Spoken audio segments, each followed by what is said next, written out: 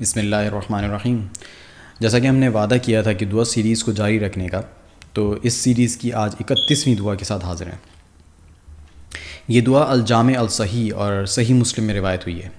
اللہم انی اعوذ بک من علم لا ینفع ومن قلب لا یخشع ومن نفس لا تشبع ومن دعوت لا یستجاب لہا، یعنی کہ اے اللہ، میں پناہ چاہتا ہوں تیری ایسے علم سے جو کوئی نفع نہ پہنچائے، اس دل سے جس میں تیری رضا حاصل کرنے کا کوئی شوق اور خوف نہ ہو، اس نفس سے جس کی حوث اور لالچ کبھی ختم نہ ہو، اور اس دعا سے جو تیری بارگاہ میں قبول نہ ہو۔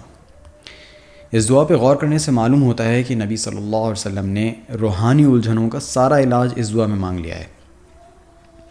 جو علم آپ کو نفع نہ پہنچائے وہ آخرت میں فائدے کے بجائے نقصان پہنچائے گا، کہ معلوم ہوتے ہوئے بھی عمل نہ کیا۔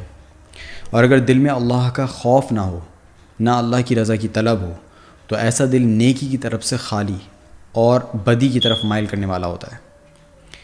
جو نفس لالچی ہو جائے تو اس کا مقصد ہی دنیا کو جنت بنانے پر لگ جاتا ہے، جو کہ ناممکن العمل ہے۔ اور اگر دعائیں قبول ہونا بند ہو جائیں تو انسان کا اللہ سے رابطہ ہی ٹوٹ جاتا ہے۔ کسی بھی امت پر عذاب کی صورتوں میں سے ایک یہ بھی ہوتی ہے کہ ان کے بزرگوں کی دعائیں قبول ہونا بند ہو جاتی ہیں۔ اللہ کہنے اور سننے والے دونوں کے لیے اس دعا کو قبول فرمائے، آمین۔ وما علینا الا البلاغ۔ السلام علیکم ورحمۃ اللہ۔